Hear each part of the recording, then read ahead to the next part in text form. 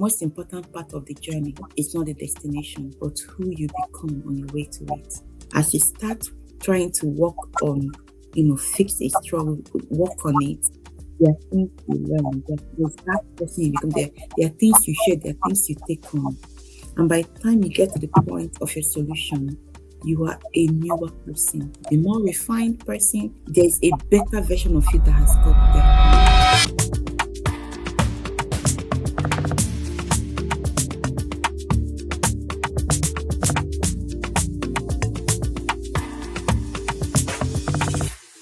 Hello, hi. How Hi, are you? How are you doing? I'm very well, thank you. And how are you? I'm good. So it's good to have you here on this podcast, and I'm really excited because I know that we're going to be hearing a lot, a lot of life lessons from you, and so many people will be gleaning, from your wisdom. Would love to meet you. How would you describe yourself? Okay, so I'm Ugo Macholi. So everybody calls me Hugo. From Yeah. my parents, the siblings, and so they call me Hugo. I'm a biomedical scientist in histology, and my career started in 2007. I'm very simple. I like simple things in life. I'm not shy, but I don't exactly do social media. I have not a dislike for it. I just use it for specific things, maybe like keeping in touch on Facebook or WhatsApp messaging. I have Instagram, but I just use it to post my food, uh, not recipes, whatever I've made. No, my food photos. I have a very deep love for God. I'm spiritual. I'm not very religious. I'm not overtly religious. I would say I value let's say my relationship with God over the outward things we do as Christians. So, the next I would be interested in knowing, or that we will be interested in knowing, is when you do seem like someone now. I feel like I would probably know the answer to this question based on our discussion so far. But Yeah. did you turn out the way you pictured as a child? We all had that picture in our minds, what we want to be when we grow up. The for those who wanted to do business, what they wanted to do, or those who wanted to go into career or professional settings, what they wanted to do. So the picture you had when you were a child, is it the same now, or did you go a different path once you grew up? I think to an extent it's sort of the same, but it's just a sort of different career path for me because as a child I was very, very studious and I was academically bright. Hmm. And I used to read quite a lot. So, I mean, I read everything, not just novels, fiction, historical facts, and newspapers and magazines. And I remember finding in through one of my readings that there was a scarcity of dermatologists in Nigeria. And I said, okay, I was going to be a dermatologist. I was going to study medicine and specialize in dermatology. Hmm. I didn't study medicine. I had the grades for it. I just chose the wrong school. Hmm. In that, if I had chosen just any other school, if I chosen any other school other than the one I chose, I would have, studied medicine. Okay. But then while I was studying microbiology, I realized that what interested me, what I really want to do is research. I want to find things. I want to discover things. I want to find solutions. Hmm. Like I said, I'm a results oriented person, and going from A to B or A to whatever is my bread and butter. So in Hmm. my mind, I knew I was going to do something scientific. But I was also good in the arts. But I think because I just had that mind that I wanted to be a scientist, I didn't pay much attention to the arts. And I excelled in arts as well. I was the best history student in my year. My history teacher was so sad I didn't take history. But it was never in my plan to take history. Um, but yeah, I became when I became a scientist, as in when I read after I studied microbiology, I kind of felt okay. Well, or while I was in it, I realized I felt, oh, I took this particular course in school, virology, and I loved it so much.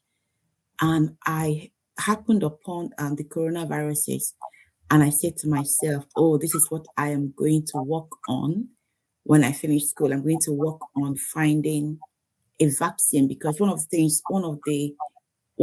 part of virology for us then was vaccine development, and it was almost impossible to create vaccines for coronaviruses because of the way they replicate. They change their genetic code each time they replicate. So I was like, okay, that is a mission. That is something I can work on.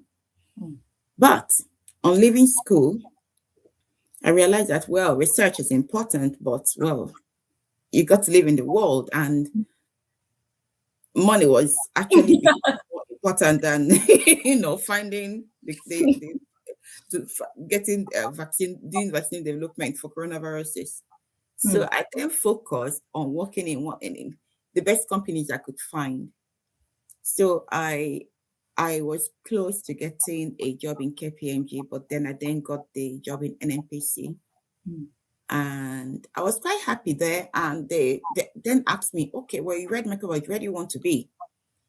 I said, I did a pivot from science, and I said I wanted to be in HR. Mm. At this point, I just wanted to do something that was easy. Mm. But one thing I also discovered during our induction was that, no, it was I wouldn't say I discovered that during our induction, but it kind of became more apparent to me that I understood leadership. But at this point, I really didn't want to do much with it. I'm not, they say uneasy lies the head that wears the crown. And I wasn't interested in being uneasy. So going through life and then having to relocate, I kind of started anew.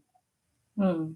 Then when I started in histology then as a medical lab assistant, I remember I didn't want to be in the lab. I just wanted to find a human resources job. But that job I found was the one that was available at the time. So I took it and, gave it my all. But then I was thinking of, oh, where do I want to go from here? And I didn't want to be in the lab. Mm. But when I couldn't decide on what I wanted to do, what I decided to do was, okay, continue in a laboratory pathway, career pathway. And then maybe at some point you realize what you want to do, or Mm. find a way to get to do what you want to do. To be, yeah. But then in starting that pathway, I kind of fell in love with a lot of things, and I carried on in that path. But I'm not doing research. But I mean, there is room for certain research you can, but not the way I wanted to do research. Mm. But we still, I mean, we could say, oh, we use the results of research and innovation in our daily practice, which we do. But I am not involved directly in research now. And yes, sometimes I also pine for medicine, especially dermatology. I still think about it from time to time. Mm. But I don't feel like I missed out in life or anything. Okay. I'm quite happy where I am, and what I do, I do what I love what I do. Mm. I guess because wherever I find myself, I said people, if I'm going to do anything at all, if I'm going to even consider doing anything at all, I'm going to give it my best, Wow. or I don't do it at all. Mm. I'm not going to waste my time doing something just to wing it, or just to just, oh yeah, let's just do it for the sake of it. I give everything my all. And if I'm doing something and I can't give it my all, maybe for some reasons, especially if it has to do with other people, I might just remove myself from that situation, because like I said, I like results. Mm. And if you don't give things your all, you're not going to get the results you're looking for. So when I go into something, I am looking at the results I'm getting,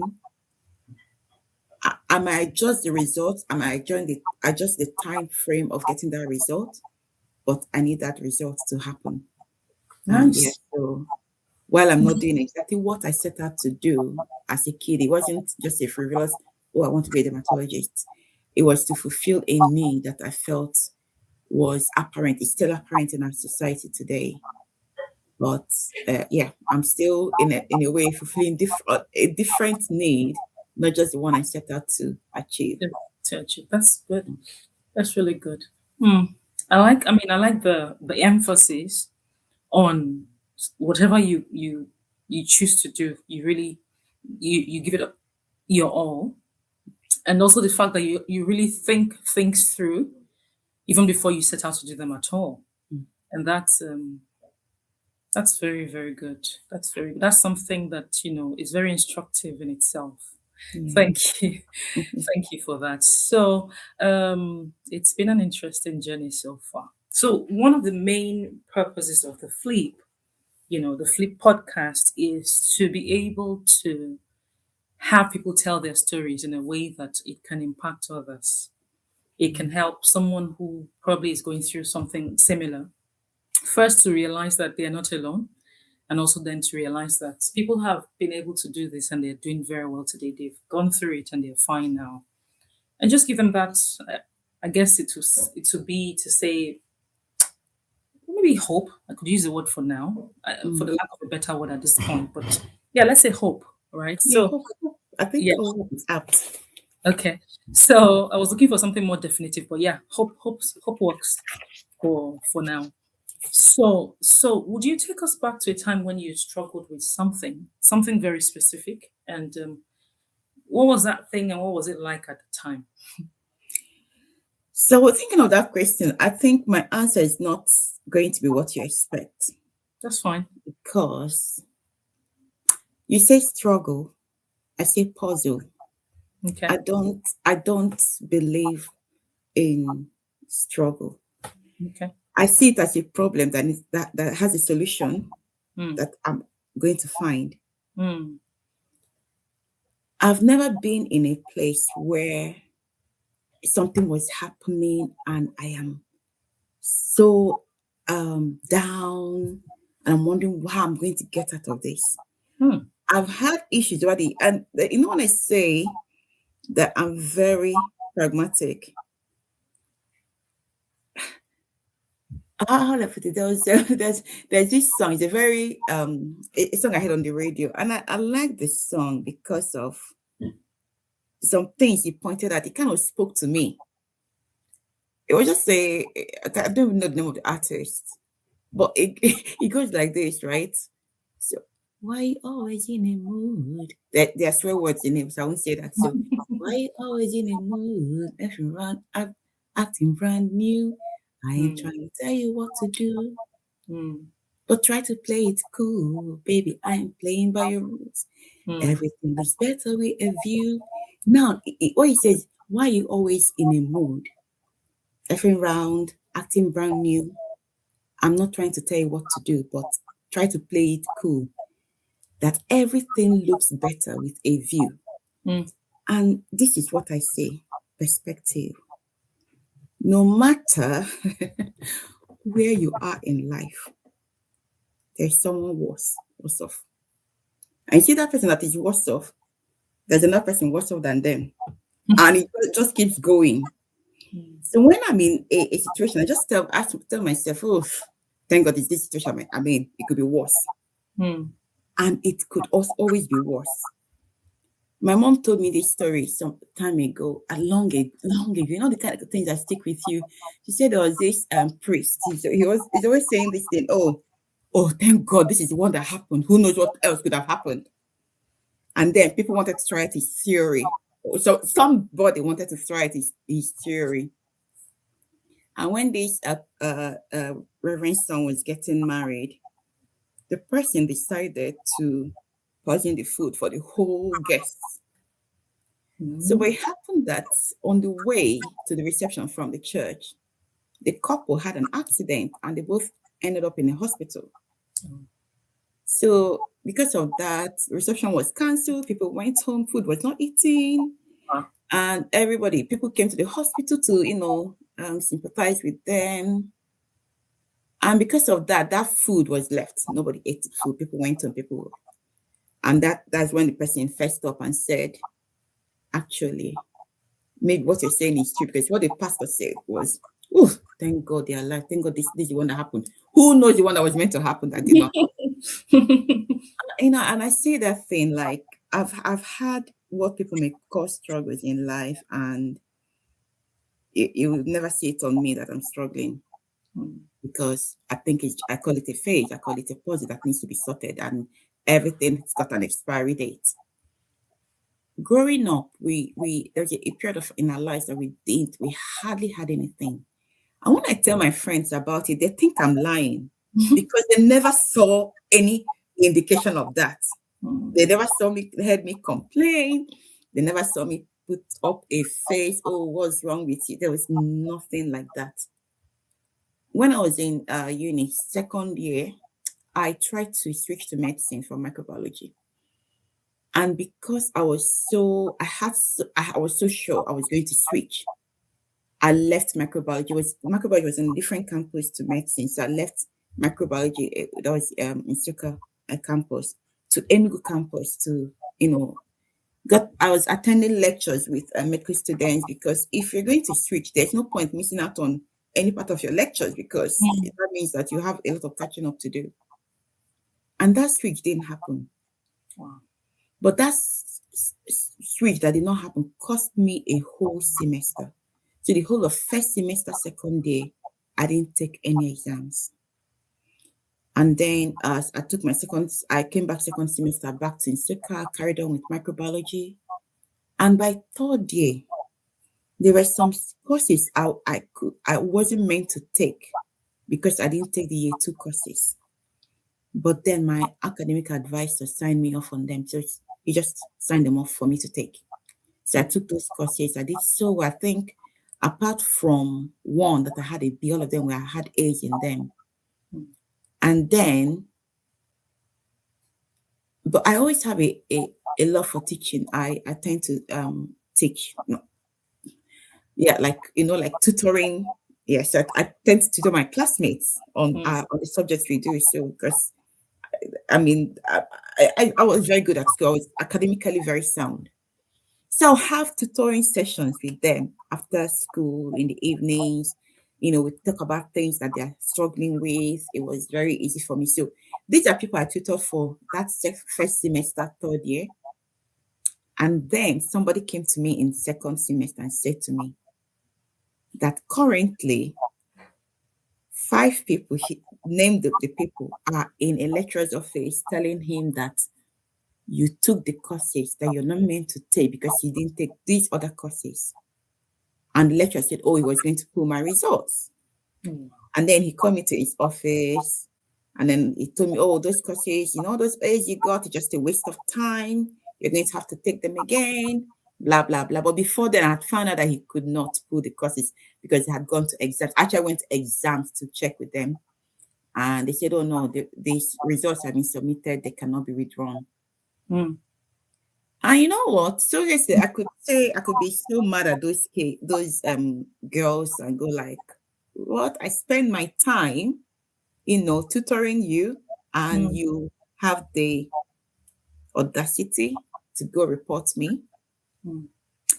But I said nothing to them because it wasn't going to achieve anything. And it was going to be like, oh, they could deny it. And then the person that told me, they would know, because the person didn't know what they were going to the office to do. And when she heard what they were doing, she left. So they would know who told me. So I acted like I didn't know what was happening. And I carried on with my tutoring them in the evenings. But I was a bit annoyed at some point. And then I think I went to the chapel and I prayed. I said, God, just give me a heart to forgive them and forget about them.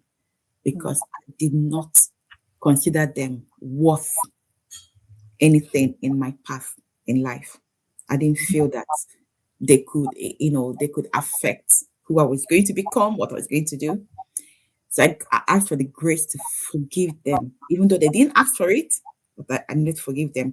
I needed to forgive them because I needed to free myself from the burden of holding anything against them. And I got that grace to forgive. I forgot about it. And then I remember in the second year of third year, one of them had an accident and she had missed a lot. Basically, she missed most of school. Mm. And nobody went to help her. And then somehow she reached out to me. And I gave her some, tutoring as well for, just to prepare her.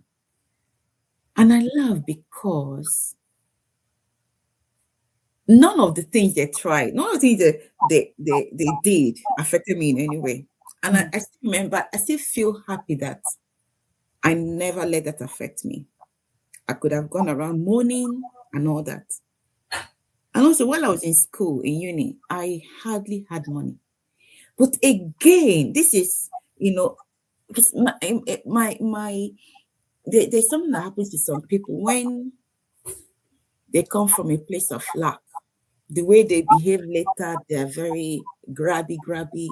They hold things. I have a friend. She used to always tell me about all the food in her house and all the clothes in her wardrobe. I used to wonder why she did that. Anytime we met, she would tell me all the designer clothes that she's bought. And I used to wonder, like, I used to keep, what is the relevance of this?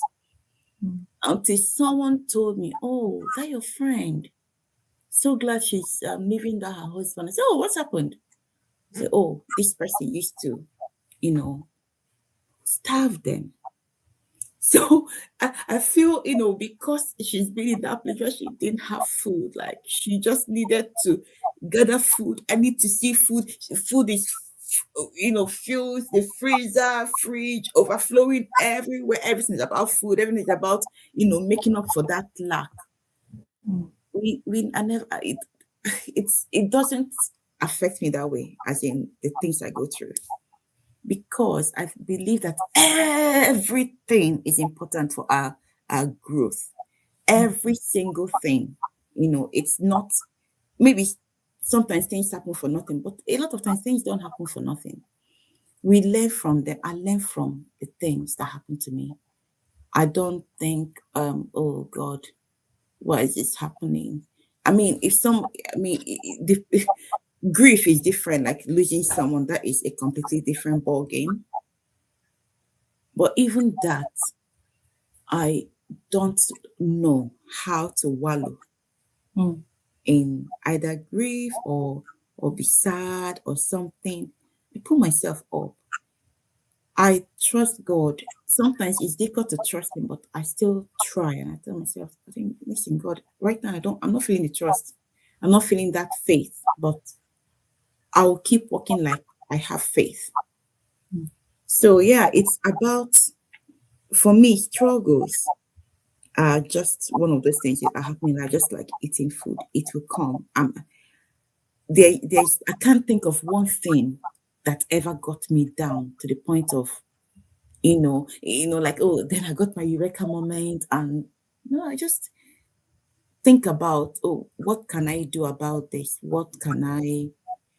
And there's a time I remember I put pressure on myself to get things done at a certain time, but now I don't. I look at the things, oh, what can I do? I can't do this. I can do this. I do the ones I can. I don't need stress. I don't need it. I just try to enjoy my life as much as possible. Life is too short.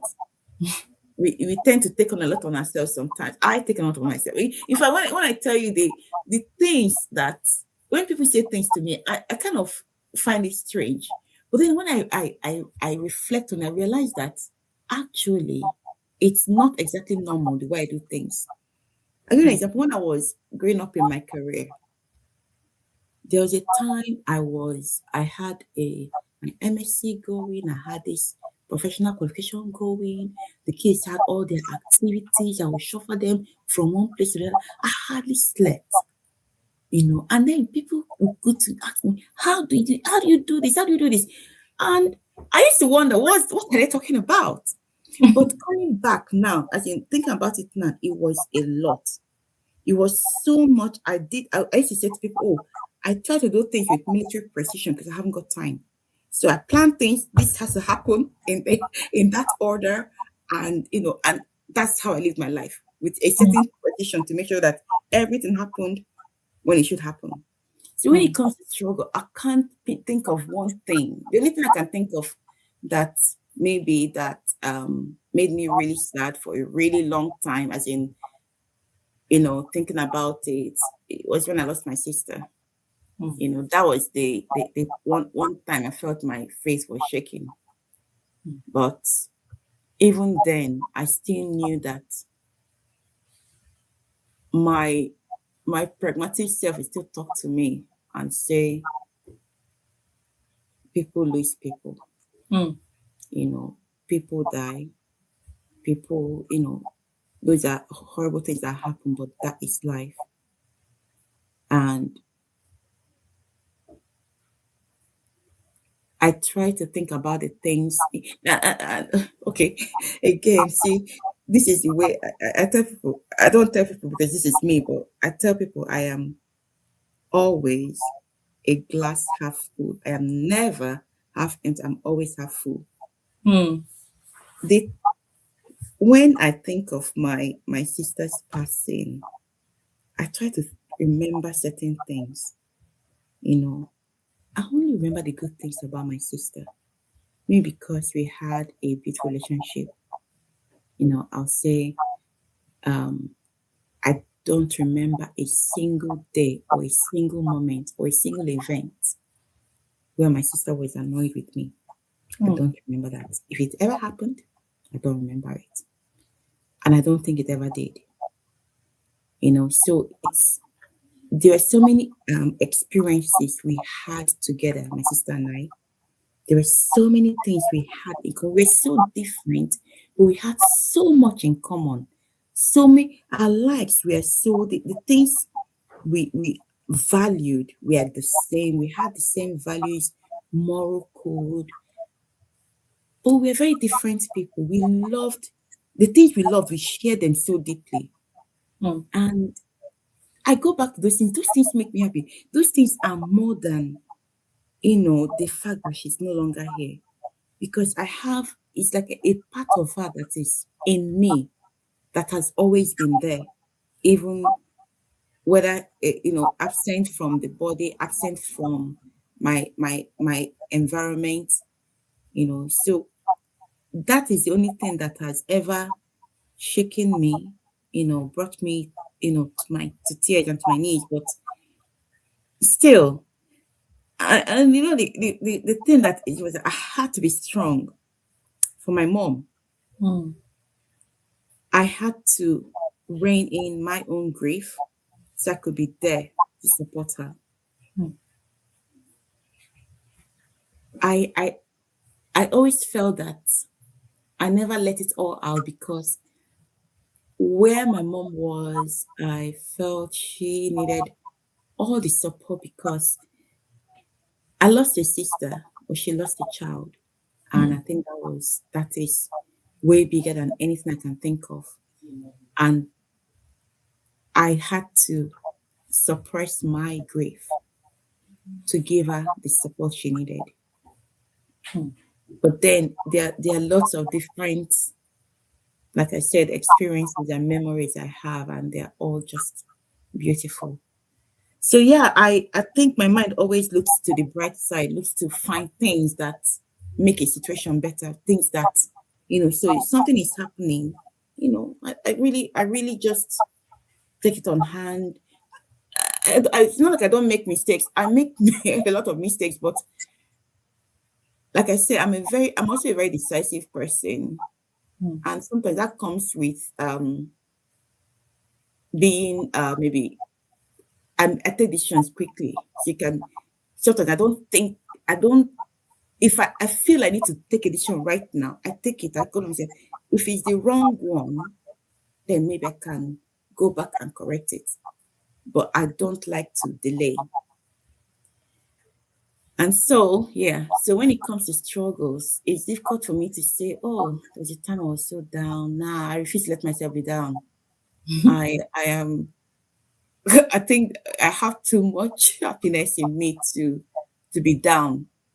And I'll tell you something more, right? Would you believe I tell you that I hardly ever pray for anything for myself? And you wonder, oh, but God said, ask and receive and all that.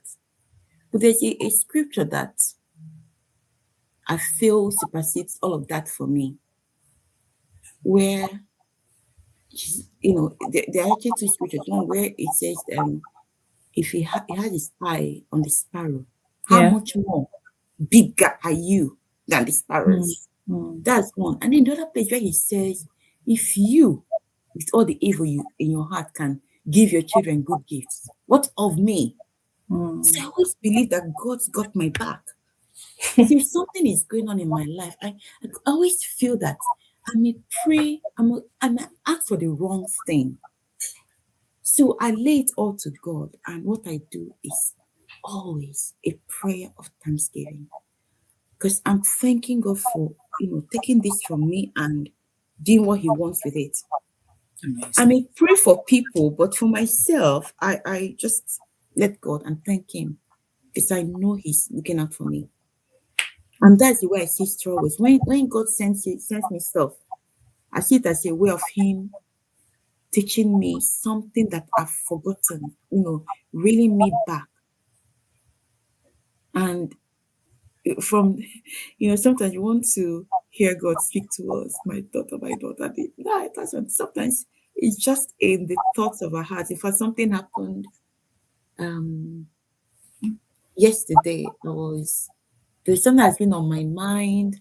I've been thinking about it, and then I started doing my morning devotion. I just usually just read a bit of scripture. And that was the bit I read. And I knew that, yes, definitely, God has been trying to get through me with this. And yeah, I believe yeah, that's my take on struggles. It's a puzzle. It's a journey, and that journey is important. Mm. The solution to it is the destination. So you have a struggle and you get to you resolve it, you have a solution. But I tell you something, getting to that destination is not as important as who you become on your way to it. Mm. And that's what a struggle will do for you. As you start trying to work on, fix a struggle, work on it, there are things you learn. There's that person you become. There are things you share. There are things you take on. And by the time you get to the point of your solution, you are a newer person. You are maybe a more refined person, there's a better version of you that has got there. And when I see, I'm not saying I look for struggles to embrace, but when they come, I remind myself that the most important part of the journey is not the destination, but who you become on your way to it. Who you become. Mm. Wow. Ah, okay. So I'm really being too taught today. Thank you, thank you. That's an interesting take. It would be nice if everybody were like you, you know. It would be. It's just, but they're not. You know. But on We're the flip also, side, yeah. it makes me a very unsympathetic person to an extent. Okay. Actually, that's not very true. Okay, let me explain what I mean.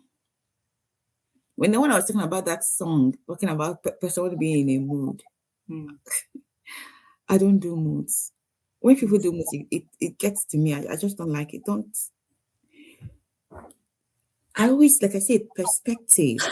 You think you have a problem, right? That problem is getting you down. You need perspective. You need to see people that actually have problems.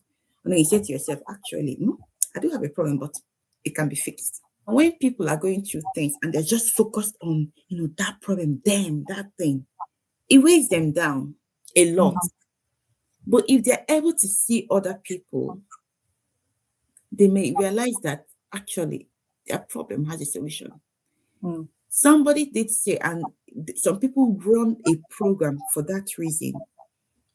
When people have depression, they take them to some of these developing countries on mission work, charity work. And somebody Mm. talked about how they went to, well, I think it was the Philippines, they went to one of the Asian countries. And God, they saw the suffering even children go through just to get to school, just to do, get water, this thing that we have everywhere. They saw the struggle. Mm. They were part of a team that helped to go. I think it was a charity they went with. They went to other and provide drinking, safe drinking water and everything. So by the time she was engrossed in getting a better life for those people, getting them water, it was she her problems basically Diminished. disappeared. There were no problems. They paled in comparison. It paled. It's so incompatible. Like, really? It just maybe somebody just looked at you with a wicked eye and go like, oh my God, some people just, break down. And she Mm. realized that. So sometimes I say if you have a bit of pain, if you look around you, if you even consider your problem, and you can see that there's probably a solution to it. Mm. You can probably see that maybe it's not as bad as some of the things you've gone through and you came out on the other side. You can probably see that there are people going through worse. Mm. I just feel that if people had a little bit more perspective, so that's why that the end of that chorus says everything looks better with a view. So look at it from a different angle, and you might stop stressing. And again, stress doesn't solve anything. Like I said, I'm a results person. I don't know how stress or being that you're going to solve that thing. So I take them out of the equation because I need Mm. results. So I go for behaviors that give me the results I need. Okay. Sorry. Like I said, I think you can hear what my weakness is there. When I need to be empathetic, I try hard and I am. And Yeah. you always believe that I am empathetic because I might be doing it. Somebody close to me did have depression once and they Okay. came through it. I mean, not just through my support, through other support from professionals. Okay. Well, I think that for me it would be the ability that you have to balance things. I think that makes this conversation stand out, right? Because I mean, nobody's really without problems. I don't Mm, think it's anyone who doesn't have problems, and apparently some of us allow it to weigh us down than mm, others. And from the perspective that you have mentioned, I mean, I can see what you mean. I mm, can see what you mean. All you need to do is to place your problem, well, not because you're trying to make them feel worse, but if you just place your problem side by side, what someone else might be facing or might have faced, you mm, realize that yours is quite probably you're in a better position. mm, And of course, we also have different capacities in dealing with things. Again, the level of mm, I would say that the level of maturity that one has to be able to think things through, in the way that you are, it may not be all that available. I mean, it may not be that mm, widespread. Let's be like that. So yeah, but it does help you to view things differently. It does. And since you're a half half glass half person, full, a glass always. half full person, I mean, I can see why. Because literally speaking, you're telling yourself, no matter how bad it is now, it gets better. It will always get Yeah, it gets better. so. I think that's something that's also very instructive in itself. And whatever we are, I mean, whatever aspects that we or whatever level or layer that we find ourselves within this whole conversation, I think it's good to be able to maintain a good balance. Be able to maintain a good balance and just always look beyond yourself for a minute. and Yeah. see, I know. I'll tell you not to something. be drowning in your own bubble. Yeah. Yeah. Go on. I did tell you I engage in training a lot. Even Mm, at work, I'm also a training person. yeah. And like I said, everything is about growth. Mm-hmm. Everything is about, being a better version of yourself. When I think at the point when I started doing, so I assess a lot of people's work. We call these are professional qualifications. So when you have your trainees, they submit work to you, you go through them literally the way a university lecturer will mark work and then give feedback and all that. Mm, I remember one of the things people say to me, oh, that I'm very harsh with the way I mark, mm, because I would I will use red to mm. go through the work and then I make corrections and there'll be loads of corrections. So when they look at the paper, It's all it's red. bleeding. I said, okay, from now on, I will use blue, right? Yeah. Either I Oh, use God. blue or I use pink, something nice. But also, I know I realized that sometimes I would give criticisms that were not constructive. Maybe sometimes it was because I was annoyed with it. Like, Mm, if people, I hate it when people do a shabby job. mm-hmm. And I tell them, listen, if you send me something and I read the first few lines and I see that you haven't spell checked, you haven't edited your work, I'm not going to read the rest. Because if you can't be bothered to do your bit, I'm not going to be bothered to read it. Mm, So it's just this kind of stuff, right? I'll say it like that. Um, harsh, like, don't send me stuff that is not preferred. mm. I'm not. I don't want to read, bad spelling, wrong grammar. Because sometimes I go like somebody, I'll say, oh, can you read this sentence? They'll read it, say, okay, can you tell me what it means? And they say, oh, they don't know. I say, but you wrote it, so if you Mhm. don't know what you meant, why would I know? Yeah. It's just that, but I got to the point when I learned how to do it differently Okay. in a way that built them up as opposed to made them feel less. I Mm. was okay, like, look, when your work is getting assessed, you're not going to be there, most times. So you Yeah. need to make sure that the person actually understands what you're trying to say. Yeah. And I tell them, okay, when you're using a Word document, there are tools there to help you with your spell check, with your grammar, with your conciseness. Use them, make use of them. Show Mm. them where they are. And I tell them, you think you're just doing a portfolio, but by the time you finish this portfolio, there's so many other things you would learn. Maybe you learn different features of Word, Excel, or what. I went from being a very harsh examiner to someone that knows how to give good constructive criticism, and Mm. still keep learning, trying to know how to improve. Okay. So there's continuous improvement going on, and I Yeah. believe in being the better version of myself tomorrow than I Okay. was yesterday. Yeah. Nice. Nice. So, at what was there something in particular that made you to begin to take that shift from being from criticizing harshly to then being more constructive with it? Oh yeah, definitely was like I said, I do like developing myself. So I attend different training courses, and I think there was a particular one I attended that was directed at trainers, Mm. and it wasn't just the learn how to do constructive criticism. It was also learning how to set assessments, different types of assessments, and also learning how to understand that people learn differently.